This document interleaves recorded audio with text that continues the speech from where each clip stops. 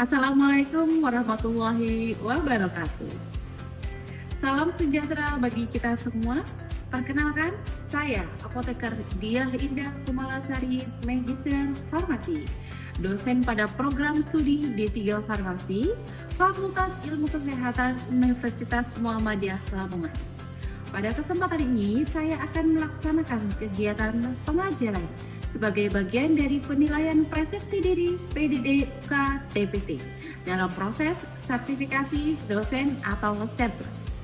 Topik pembelajaran yang akan saya sampaikan adalah formulasi teknologi sediaan semi padat. Melalui pembelajaran ini, mahasiswa diharapkan mampu memahami konsep dasar sediaan semi padat, mengenai berbagai jenis karakteristiknya, memahami bahan penyusun serta fungsi masing-masing komponen, dan menerapkan prinsip-prinsip formulasi dalam pengembangan sediaan semi padat yang memenuhi kriteria dan juga persyaratan mutu, efektivitas, keamanan. Selama proses pembelajaran, saya akan menerapkan pendekatan yang berpusat pada mahasiswa, yaitu student centered learning dan juga lab skill yang akan mengkombinasikan metode ceramah, interaktif, diskusi, tanya jawab, serta pembelajaran yang berbasis studi kasus. Mendorong partisipasi aktif mahasiswa, meningkatkan kemampuan dan ketajaman berpikir kritis, serta menghubungkan konsep teoritis dengan praktik kefarmasian yang ada di lapangan. Semua pendekatan tersebut saya rangkum dengan metode DIA, yakni Delivery, Interaction, dan Assessment terhadap mahasiswa. Mata kuliah formulasi teknologi sediaan semi padat memiliki kode MK22WP0717 dengan total SKS sebanyak 3, 1 teori dan juga 2 praktikum. Total pertemuan aktif sebanyak 14, 7 sebelum UTS dan 7 setelah UAS. Kemudian ada 2 pertemuan untuk UTS dan juga UAS, di mana proporsi penilaiannya antaranya adalah UTS 35%, UAS 35%, tugas 5%, keaktifan kuliah 5%, serta praktikum, jurnal, dan lain sebagainya adalah 20%. Semoga proses pembelajaran ini dapat berlangsung dengan baik, serta memberikan pengalaman belajar yang bermakna serta berdampak di dunia usaha, dunia industri, serta mendukung tercapainya capaian pembelajaran mata kuliah untuk profil lulusan. Selamat mengikuti pembelajaran. Wassalamualaikum warahmatullahi wabarakatuh. Oke, baik. Selamat pagi semua. Pagi, Bu Julia. Assalamualaikum warahmatullahi wabarakatuh. Waalaikumsalam warahmatullahi wabarakatuh.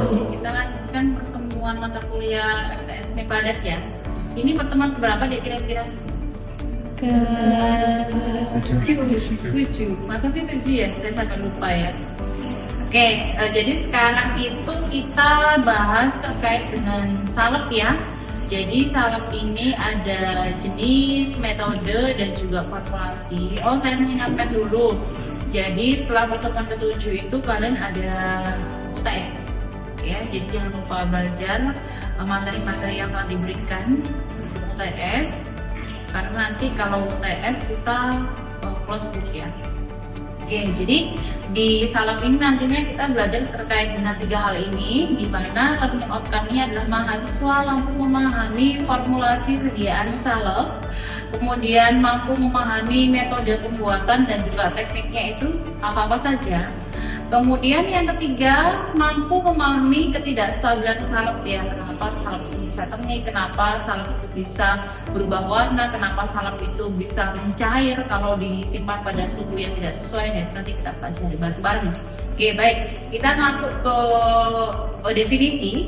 Jadi salep itu sendiri adalah sediaan semi padat yang mengandung 1 atau lebih bahan yang terlarut atau tersuspensi di dalamnya, digunakan untuk penggunaan pada area luar atau topikal ya di kulit kalian. Kemudian karakteristiknya bagaimana ya? Dia bersifat semi padat pada suhu ruang, kemudian harus mudah diaplikasikan di kulit. Nah, diaplikasikan pada kulit ini hubungannya dengan apa, Dek? Kalau kita mau mengaplikasikan sediaan kita ya semi padat itu harus apa? Hubungannya dengan apa sih? Daya sebar, betul ya. Jadi hubungannya dengan daya sebar. Jadi kalau kita mau yang namanya mudah mengaplikasikannya, kita harus mengikuti syarat atau ketentuan dari SNI. Berapa daya sebar ketentuannya? 5 sampai 7 ya. Jadi 5 sampai 7 adalah ketentuan terbaik yang diberikan bahwa sediaan semi padat harus bisa mudah diaplikasikan di kulit. Kemudian bisa memberikan efek lokal atau sistemik. Jadi kalau efek lokal itu contohnya ada salep yang bisa digunakan untuk bekas luka misalkan seperti itu ya, untuk mengurangi bekas luka gitu ya, misalkan habis kena knalpot atau apa gitu ya. Nah itu ada bekas lukanya, bisa, itu namanya efek lokal. Tapi kalau efek sistemik itu contohnya misalkan aduh saya kayaknya habis kram otot gitu ya, apa biasanya produknya?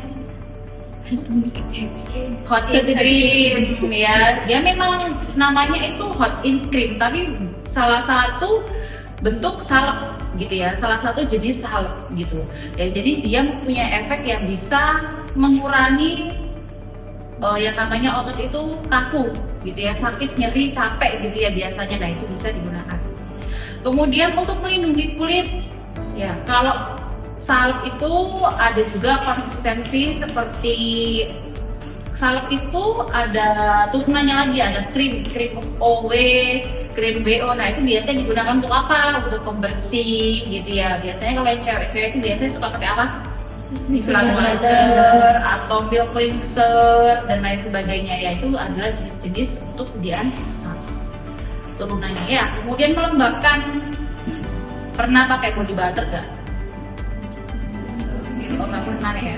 Jadi kalau body butter itu digunakan untuk melembabkan kulit itu biar lebih tahan lama ya, biar lebih tahan lama. Karena apa?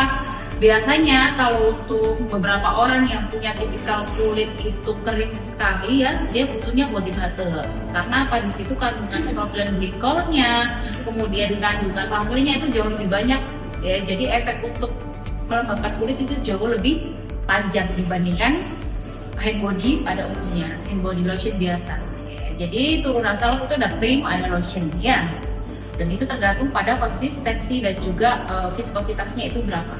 Oke, kalau kalian biasanya taunya Bu, konsistensi sediaan semi padat adalah 2000 sampai dengan 50.000 CPS ya, itu adalah semi padat. Tapi kalau untuk krim, gel, pasta lebih itu punya konsistensi yang berbeda-beda. Jadi 2000 sampai dengan 50.000 itu nanti di breakdown lagi. Contohnya 2000 sampai dengan 7000 atau 9000 itu adalah untuk sediaan gel. Karena apa? Gel itu lebih banyak airnya, misalkan seperti itu.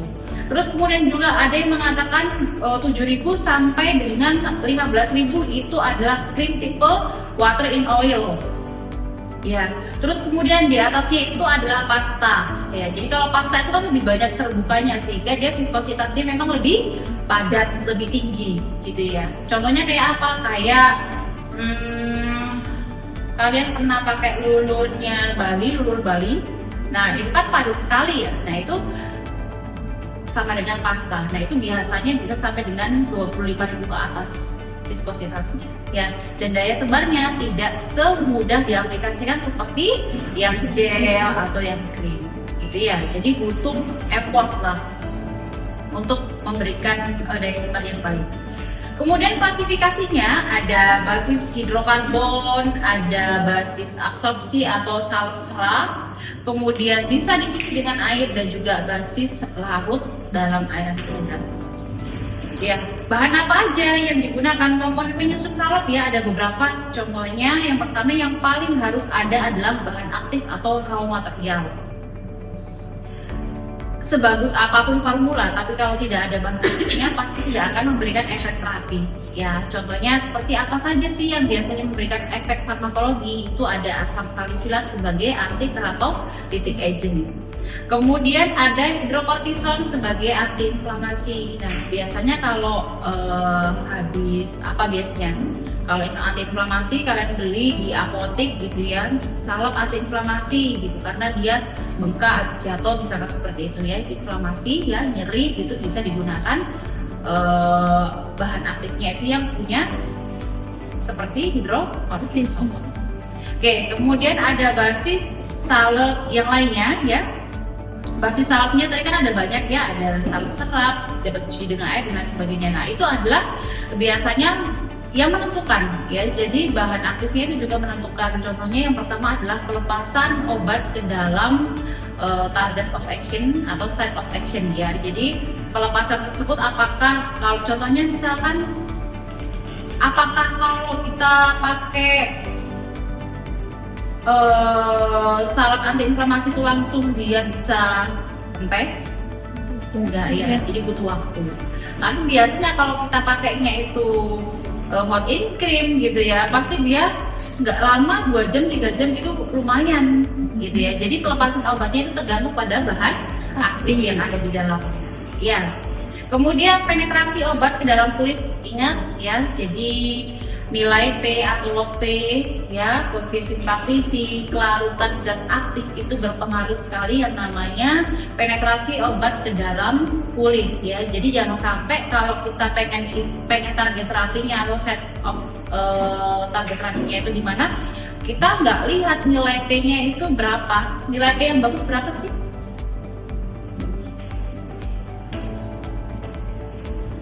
Kurang dari sama dengan 1 ya. Ya, jadi kalau misalkan lupa ya, jadi kita harus tahu juga, makanya kenapa sih ada yang namanya praformulasi. Kita harus menentukan apakah penetrasi obat kita itu yang kita tentukan bagaimana, apakah mau cepat, apakah mau lambat ya. Kemudian terkait dengan stabilitas sediaan, nanti akan ada yang namanya pengujian stabilitas sediaan. Pengujian stabilitas ini ada banyak deh.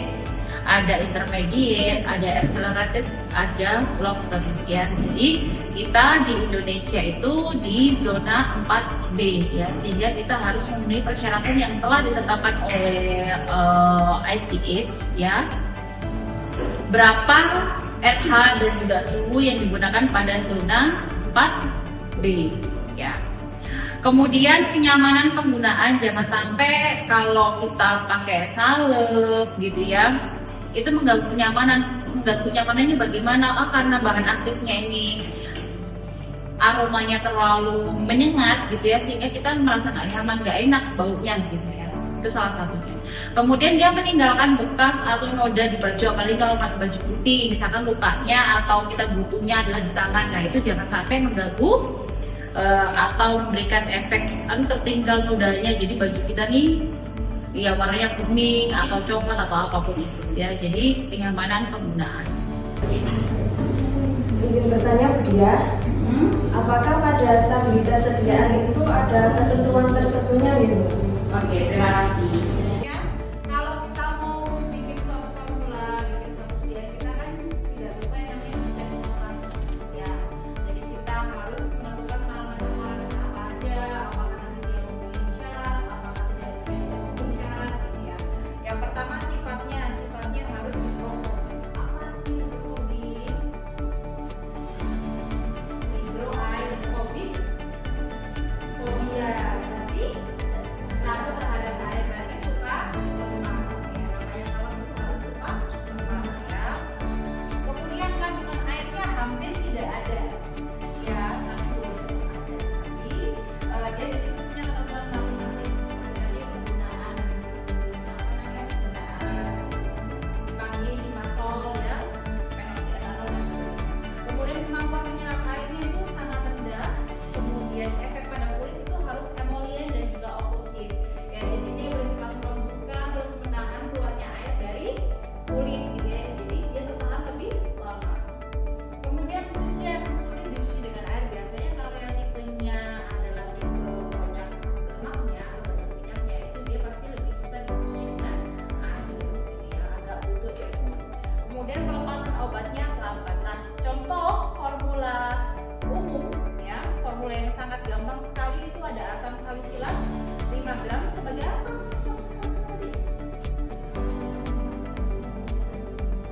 Asam salisilat sebagai apa tadi? Antikrator ya. Kemudian fase albumnya 95 gram. Ingat peraturan dasar salep itu apa? Peraturan dasar dalam pembuatan salep ada 4. Apa?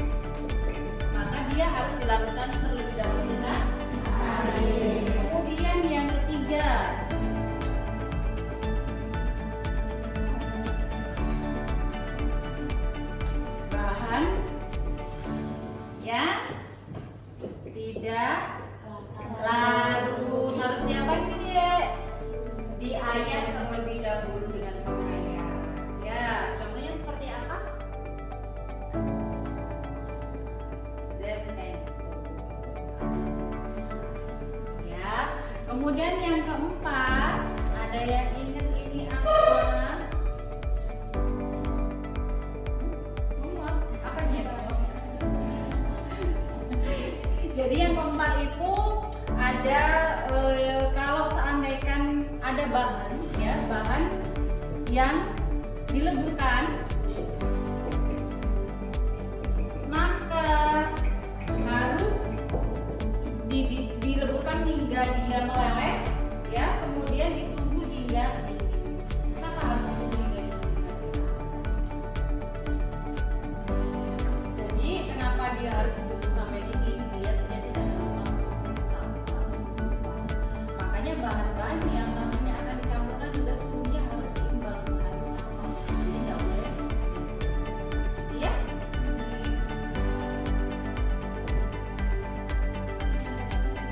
Iya, sekarang.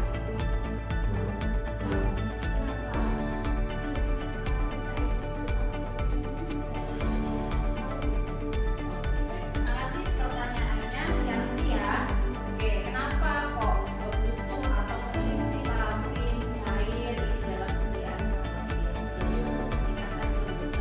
Jadi sabun itu penggunaannya memang satu di antaranya adalah untuk bisa melembabkan kulit.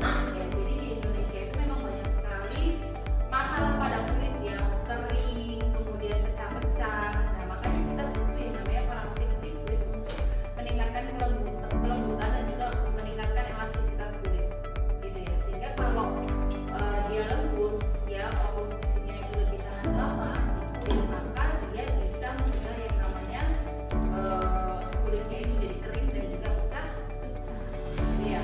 Sehingga dia juga apa? Dia bisa mengurangi yang namanya basisnya itu bisa padat lebih cepat, gitu ya, atau kaku, gitu ya. Dia bisa mengurangi itu. Makanya penting ada parafin liquid. Cukup. Oke, baik, terima kasih. Jika sudah tidak ada yang mau ditanyakan lagi, saya tutup ya. Saya akhiri, jangan lupa belajarnya untuk tes. Semoga pertemuan hari ini bermanfaat dan ilmunya bisa bertambah kembali di masa depan. Saya ucapkan wabillahi taufiq wal hidayah. Wassalamualaikum warahmatullahi wabarakatuh. Waalaikumsalam warahmatullahi wabarakatuh. Terima kasih, Bu. Oke, assalamualaikum warahmatullahi wabarakatuh. Waalaikumsalam warahmatullahi wabarakatuh. Baik, selamat siang semua. Siang, Bu. Sudah makan siang ya? Sudah. Sudah sholat? Sudah. Ya, kita melanjutkan praktikum di minggu lalu. Ya, jadi hari ini kita praktikum mata kuliah formulasi teknologi sediaan semi padat ya. Nanti kalian akan praktikum seperti biasanya. Kemudian bahan yang kita pakai itu ada metilparaben, propilparaben, N-alauryl sulfat, propylenglikol, stearil alkohol, vaselin flavum dan juga aquades. Kalau metilparaben itu buat apa, Dek? Ada yang bisa jawab? Ada yang bisa katakan? Untuk apa, Galang? Oke, jadi metil dan juga propil ini digunakan untuk mengawetkan suatu bahan ya atau sampel. Kemudian nanti untuk prosedur kerjanya ya jangan lupa melakukan penimbangan bahan gitu ya sesuai dengan yang sudah kita tentukan kemarin praformulasinya. Kemudian nanti untuk prosedur kerja yang selanjutnya nanti fase minyak antara stearil alkohol dan juga vaselin flavum ini harus harus kalian leburkan terlebih dahulu di atas water bath ya sampai dengan dia benar-benar bercampur. Ya, kemudian suhunya nanti harus dipertahankan 60 sampai dengan 70 derajat Celcius. Kemudian untuk fase airnya metil, propil, N-alauryl sulfat dan juga propylenglikol nantinya ini kalian aduk di fase air gitu ya. Jadi fase airnya kalau bisa itu sekitar 60 sampai dengan 70 derajat Celcius. Jadi nanti fase air dan juga fase minyak itu harus bertahan pada suhu yang sama, kemudian dicampurkan. Jadi fase air yang kalian campurkan ke dalam fase minyak, baru nanti kalian aduk hingga homogen, biar dia tidak terbentuk kristal gitu ya. Oke, baik. Ada yang mau ditanyakan dari penjelasan saya? Dia izin bertanya, untuk penimbangan bahan ini apakah masing masing-masing bahan ini sesuai dengan formula yang sudah ditentukan, apakah boleh lebih dari 5%?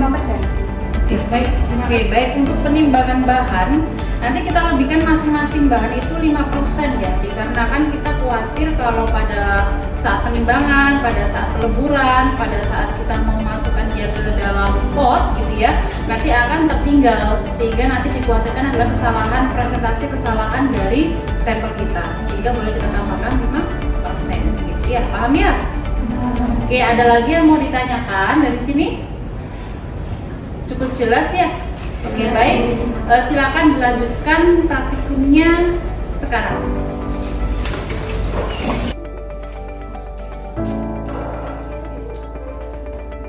Ya, oke, berarti ini 0,1 profil.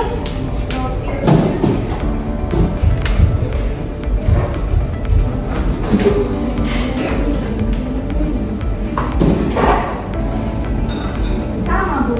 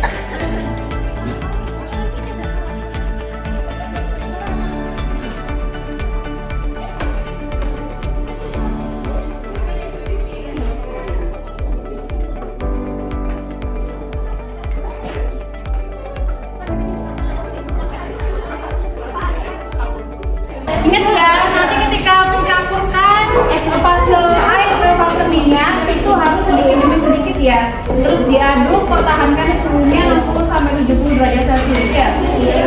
Biar dia tidak mengkristal.